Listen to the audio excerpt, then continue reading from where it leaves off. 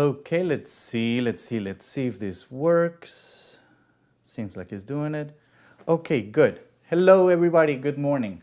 Sorry about the glitch. It just seems like everything started freaking out right at 9:58 and nothing connected into both platforms, so I had to restart everything.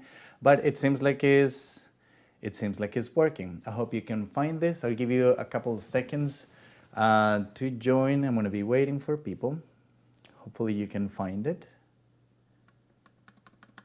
Please let me know if you're there. I'm going to start seeing people, hopefully in a second. In the meantime, I'm going to be checking on the audio settings. Sounds like you can hear me. Okay.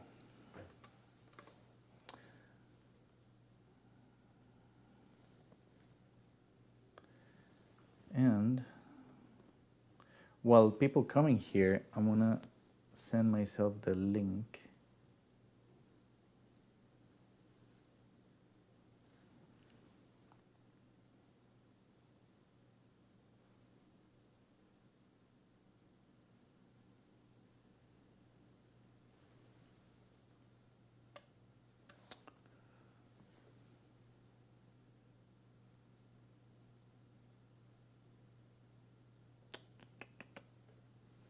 Okay, well, it's going live, so I'm just gonna, since this is, ooh, someone joined, nice.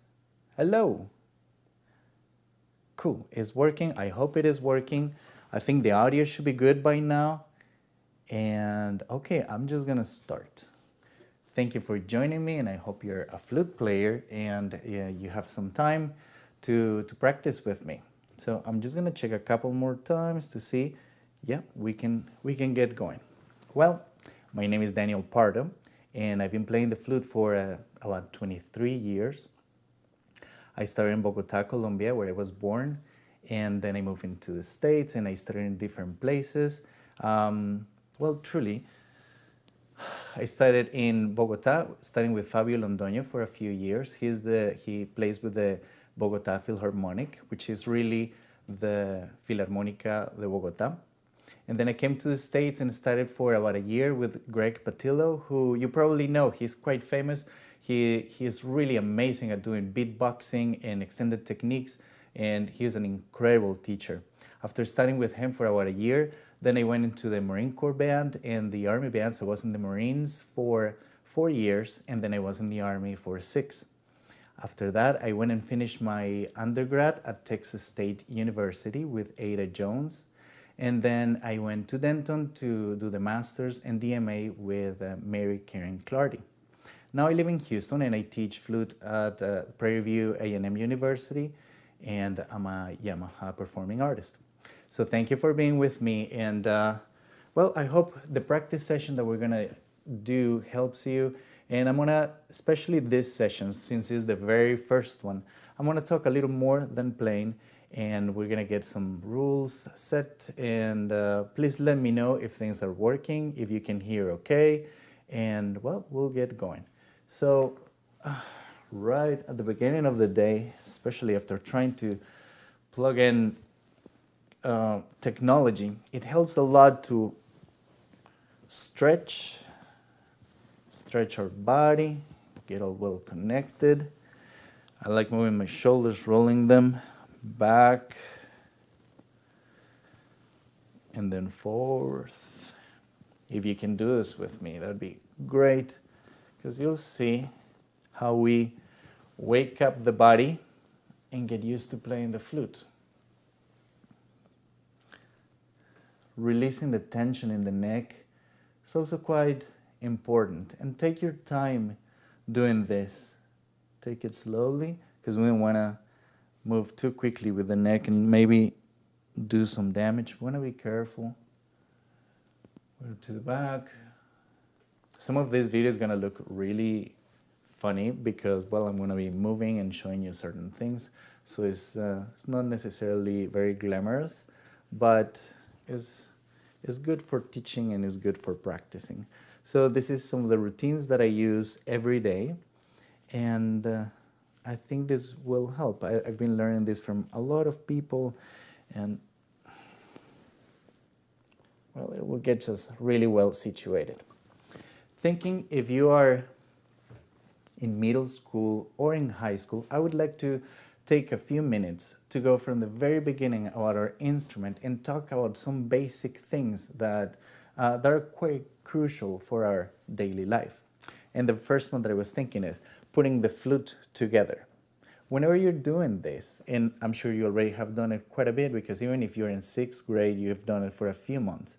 But sometimes we fail to realize this. If we grab the flute from here, from the main body, and touch the keys and put pressure on the keys, little by little, this pressure starts to change how all the keys and the mechanism is structured. So we may end up having leaks and having some issues. So whenever you're putting the head together with the body, hold it from here, not touching the rest of the mechanism. This will guarantee a lot of safety, and it will make sure that the instrument lasts longer in good shape. Regularly, maybe once or twice a year, it would be nice if a repair person can look at our instrument. That way we make sure that everything is okay. But so one of the ways to make sure that it stays well is by not touching the mechanism as much when we're putting the instrument together. Along those lines, make sure that this part of the flute, the part that joins with the body, is clean, because the cleaner it is, the easier it goes into the tube. But with time, it gets a little dirty, and that makes it not go into the tube also well.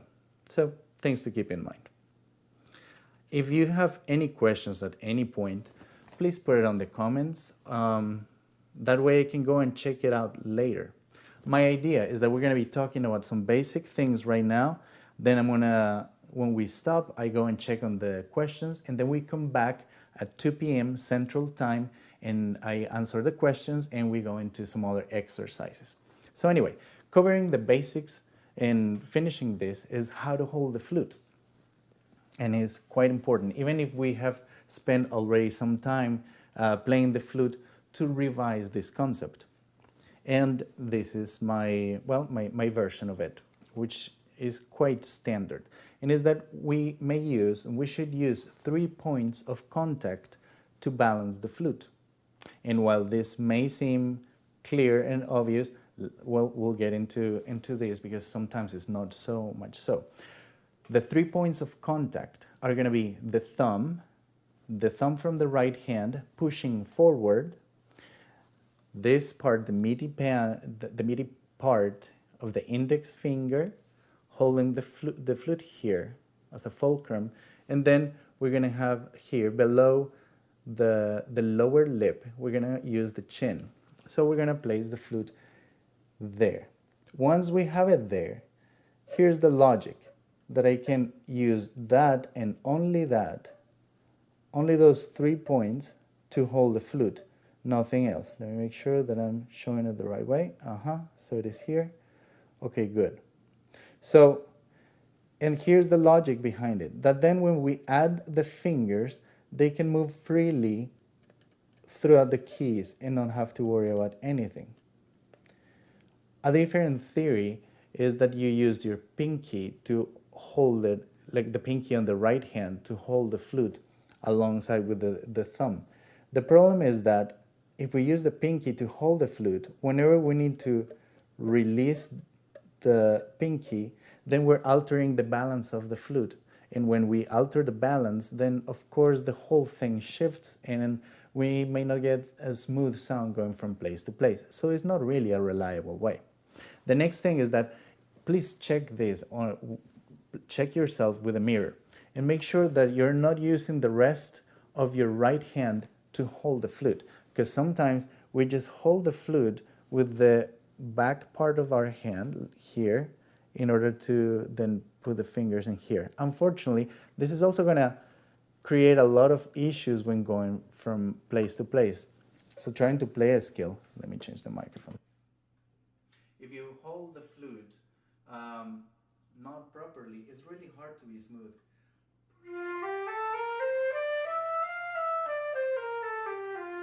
It seems like you can look. Oh, can you see where my thumb is, like in front of the flute? That's not going to be good because it creates tension. And I don't think I can go any quicker than that. Whereas, if I use the 3 points of contact, 3 points of balance to hold the flute together, then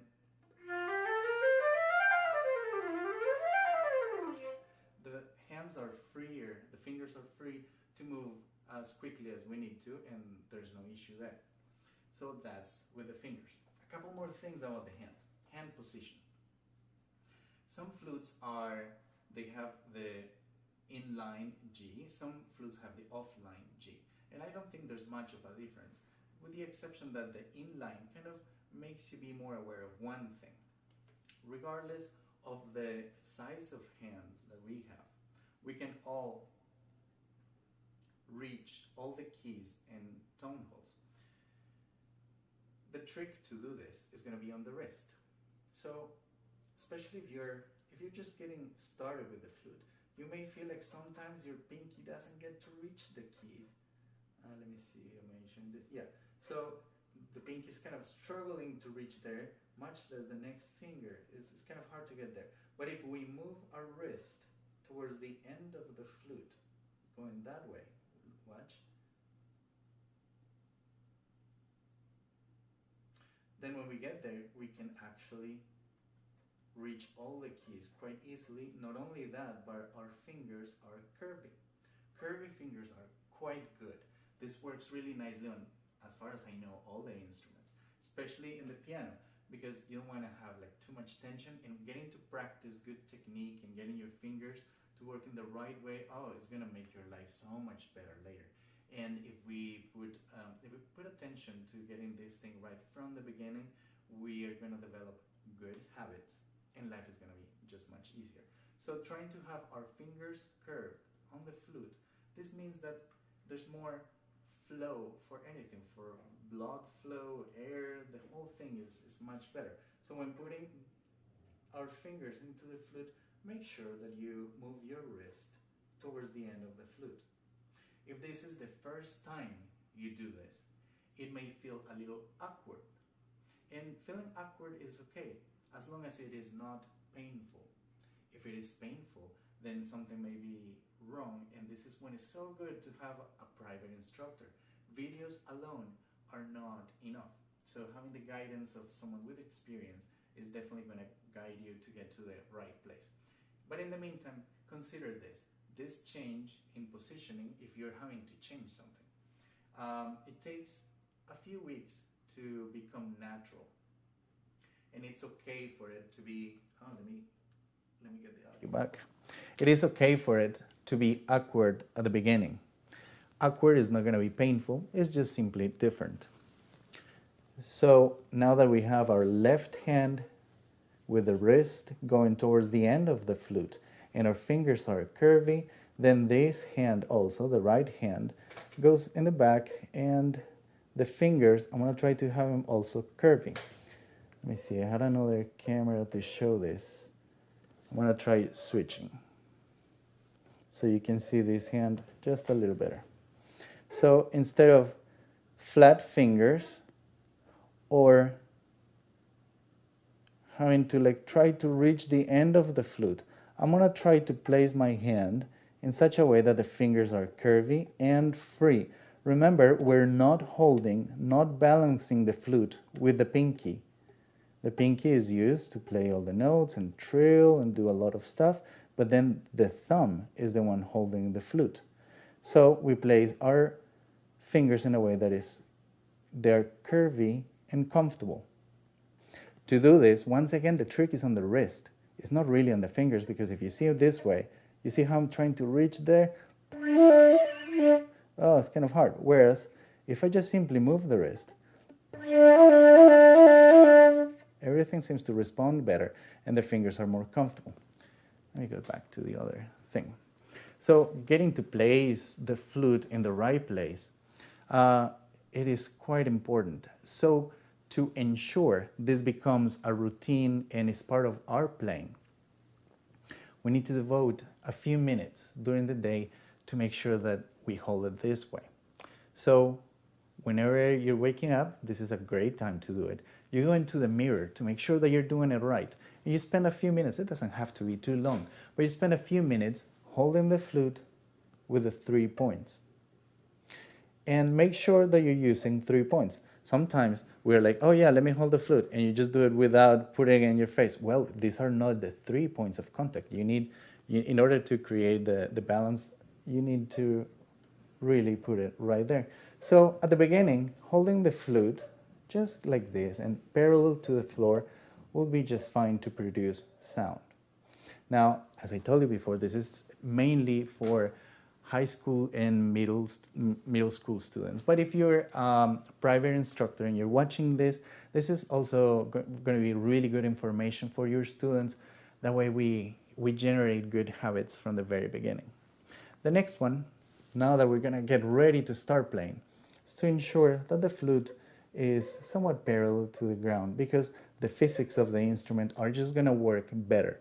Resonance will be much better if when the air that comes out flows through the instrument as opposed to deviating. And let me show you what I mean. If we get used to and we get lazy from the beginning and we have the flute really inclined,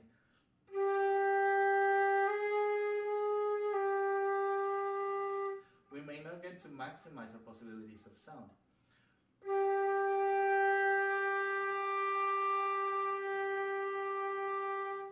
That is going to be so much better.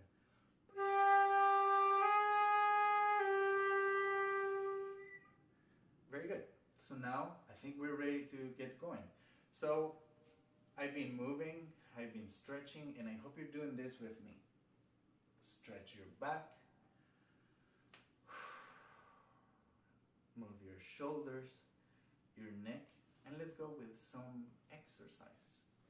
I like to start with a warm-up, and I normally just kind of improvise things. So I pick a scale and I just go with it. And since this is our first lesson, I think it would be good to just go in F, for example, and play a few notes. So if you're with me, just play a few notes in F. That way we get the blood going, we get some air going, and I'll see you in a couple of seconds. I'm just gonna play a little bit.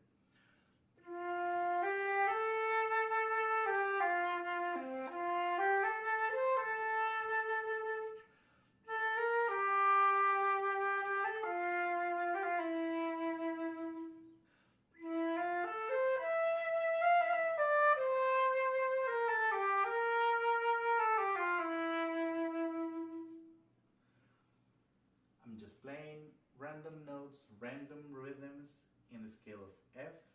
That seems to be a nice way to wake up the body and kind of get the lungs going. And then I'm gonna, start practicing some long tones. Long tones are really good to experiment with things in the protocol of playing, to get the blood flowing, but also for our minds to concentrate on how we can get a nice, really nice sound.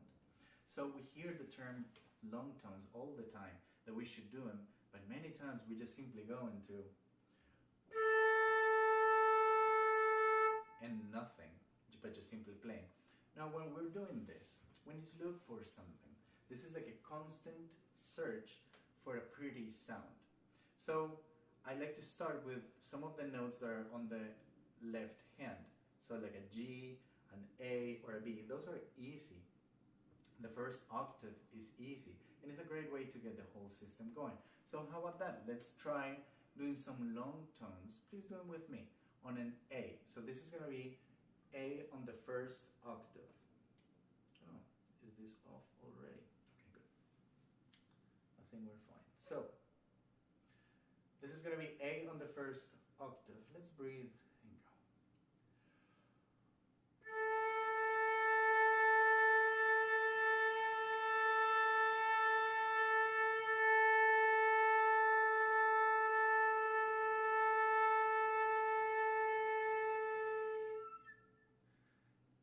Deep breath.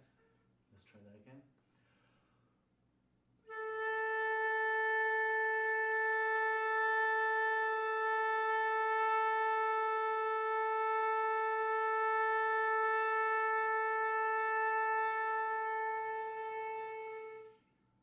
as I'm doing this, I'm feeling all this tension in the back. I've been just working a lot and sitting a lot, so I feel the tension and I'm gonna try to adjust for it. To adjust for this tension, I'm just gonna simply breathe even more before I do it. And you should try it too. Expand the other way. I heard this is really nice. 360, meaning not just but like everywhere in our upper body. We're gonna breathe and play.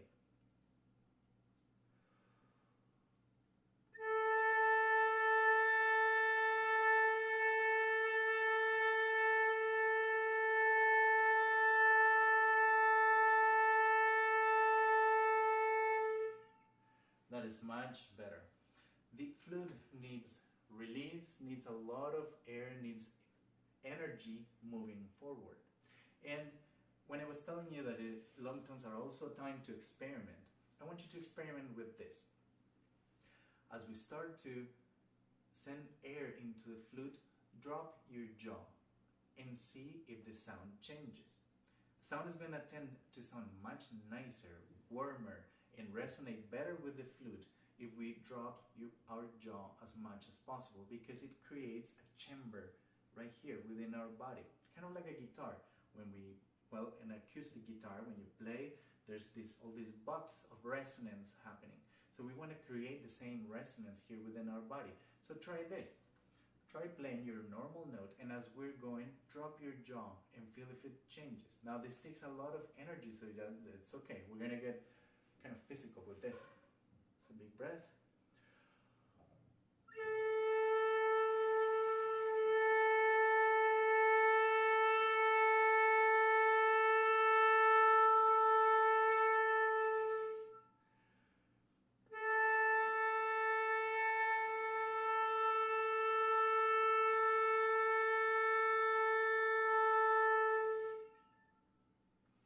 The more we open our jaw, the nicer it sounds, and the more air we can give.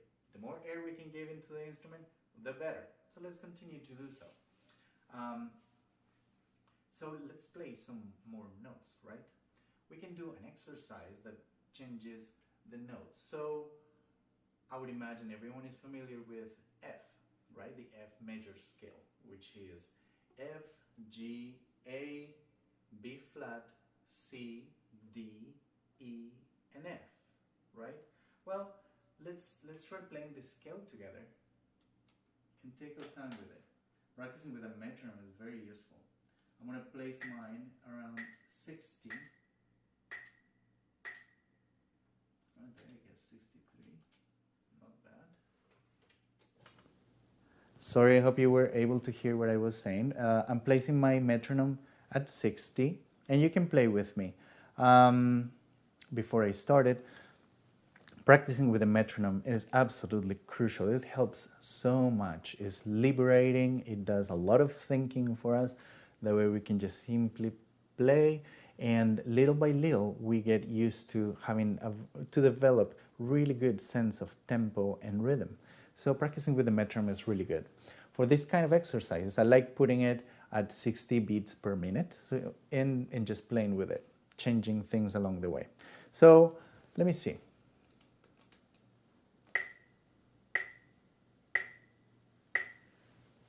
Being the first session, I'm just gonna take it quite slowly, but little by little we're gonna get it quicker. Please breathe with me, play with me. If at some point I displace the notes a little bit, it's because I'm breathing, and that's completely okay. Feel free to do so as well. Just because we're playing with a metronome doesn't mean that we need to just come back right whenever it is and forget or compromise on our breathing. Breathing is the most important thing. So we can delay things through a beat, and that'll be okay. So let me change the sound here one more time. Now we're coming back to flute sound. So let's try this. Let's try.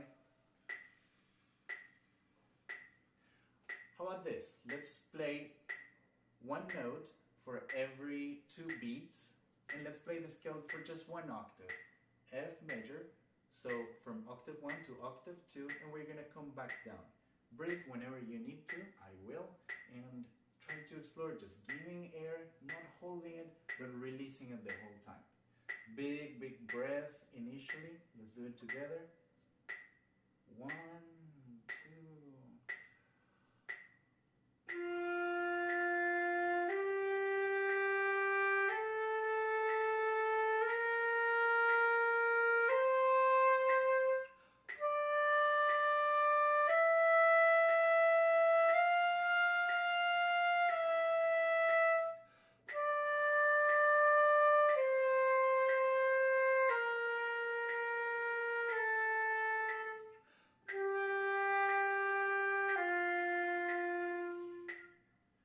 Okay, I forgot to give an indication. This is important. Let's not articulate just yet, because this is a combination of long tones with fluidity throughout the scale. Ready to do it one more time? Let's do it. Just breathe with me and let's do it.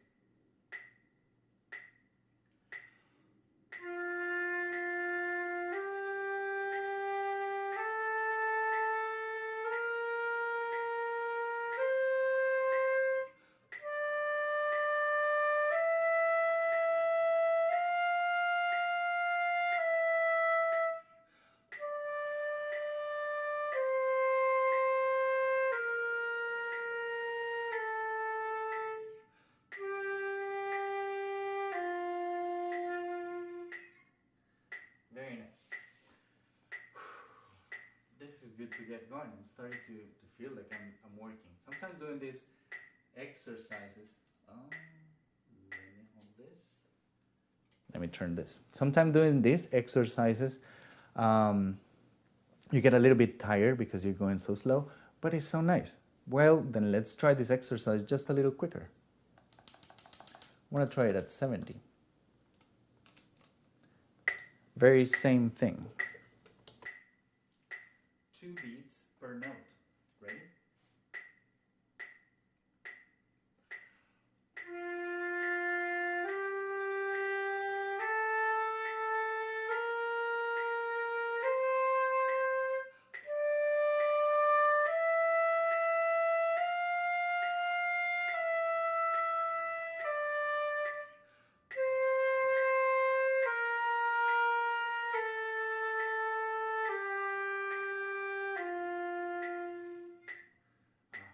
Okay, so I would like to mention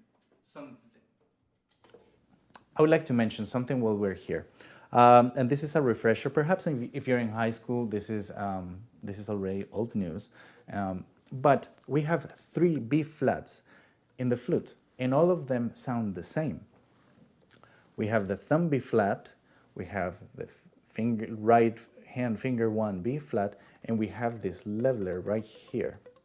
All of them sound the same, but in flat keys, it's so much more effective if we use the thumb B flat, especially if they're major keys. So F major, E flat major, B flat major, A flat major, G flat major, you know, all the ones with flats will benefit greatly from using the thumb B flat. How am I doing with the sound? Okay, good. And here's the reason. If you are using lots of this B flat, it's kind of hard to coordinate. Let me go back to the other sound.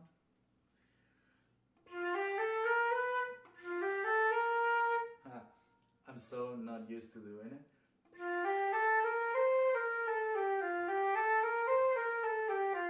Takes me a lot to even concentrate to make this change. Doing the B flat on the thumb is so much smoother, so much quicker, and way less thinking. Less thinking is good when it comes down to these athletic things.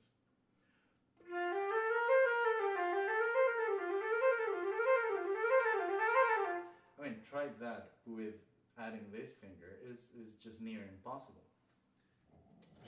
Nevertheless, they exist for a very good reason. If you're playing in B minor, which has 2 sharps, or in B major, which has 5 sharps, you're going to have a lot of A sharps. A sharps, hope I don't confuse you too much with this, but an A sharp is the very same thing as a B flat in terms of sound. But when we're playing music in a certain key, that means something completely different, and that A sharp always tries to go to the B. So in that case, there's going to be lots of interaction and just going there. So if you're using too much, going from an A sharp to a B natural, you just want to use this one, or in my case, I kind of prefer using the leveler, which uses less keys. It's a lot lighter, and I think it just works a lot smoother. So for me, the leveler is an A sharp, and the thumb is the B flat, and that's pretty much what I use for the most part. Now, something to keep in mind. There's just this one exception to the rule. There's one note that does not work in the flute if you're using the B flat, which is the high F sharp on the third octave. So the third octave F sharp is not going to work if you're pressing the B flat. And unfortunately, that happens quite a bit if you're in G minor, which also has the same key signature as B flat. I don't want to confuse you too much with that, but just keep it in mind that if you are going to play an F sharp in the third octave, you need to put your thumb where the B natural is, not where the B flat goes. Just for that note, you need to roll your finger, get it out of the way. That way the F sharp will work. Okay, so we passed the 30-minute mark, and I think we can do something. I would like to just experiment having some fun, because all this talking gets kind of dry. So for me, improvising is an essential part of being a musician and playing my instrument, and kind of like keeps my relationship with the instrument fresh. And we can start doing this from the very beginning in very simple terms. One of them would be, since we're in F, what if we use only 3 notes to see what we can come up with? So I'm gonna try something, and you please do it with me. I'm just gonna play an F and an A for a couple beats, and then another couple beats, another beat, and another couple beats. And I want you to just keep it going, and we're gonna do an exercise. Let me change the sound and get the metronome going. I'm gonna slow it down a little bit. So I'm just gonna play 2 notes, an F and an A, right? I'm gonna do 2 beats on F, 2 beats on A, 2 beats on F, 2 beats on A. So it sounds like this. Please join me.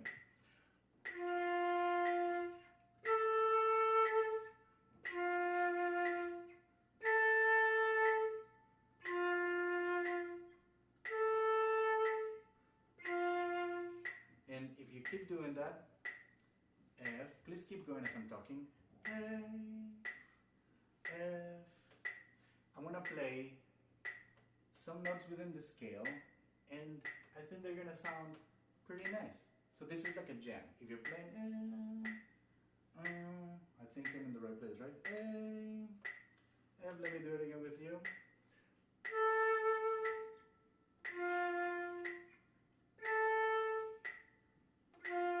Keep going, and I'm gonna play other stuff.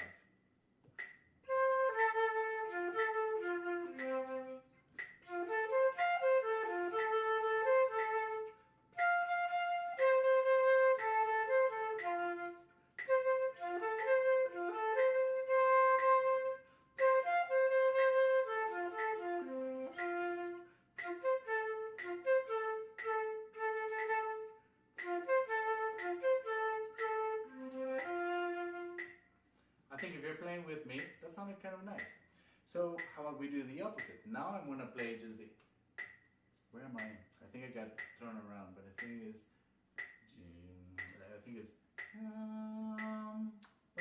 well, either way, I'm gonna play something.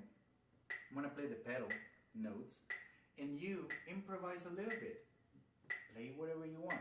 And let's try, this is gonna to sound good, for sure, if you use an F, an A, and a C. You can't go wrong, really.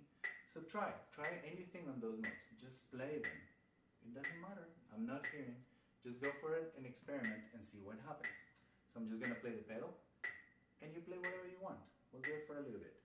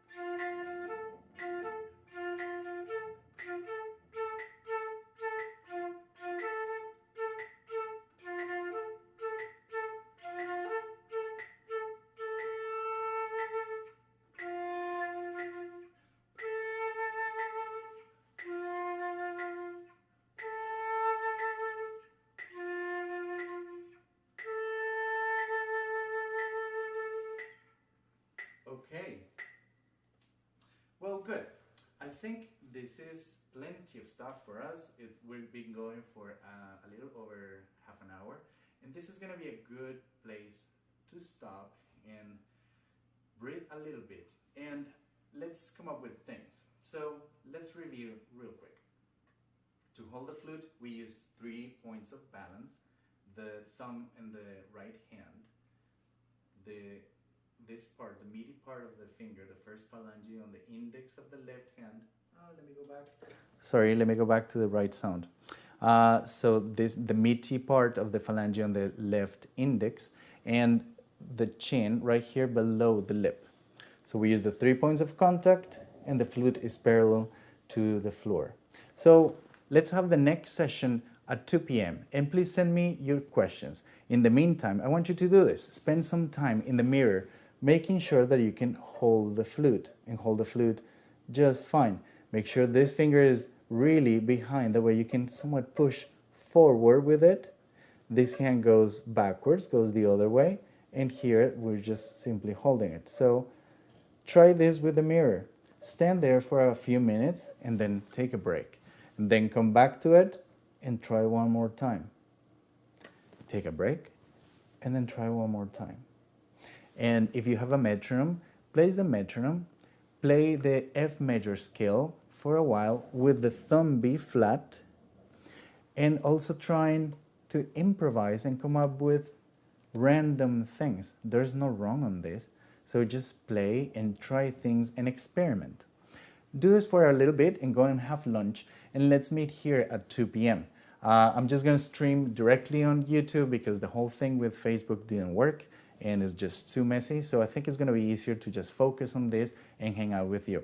Please send me your questions or comments. I hope this is helping, and I appreciate that you're spending some time with me practicing. I'm going to keep practicing too, and in the afternoon I'm going to talk about like more specific things. We're going to talk about whistle tones and singing and playing, and we're going to start learning certain patterns for scales, and we're going to get busy. So rest a little bit, eat something, please stay safe, stay healthy, and I'll see you in a little bit.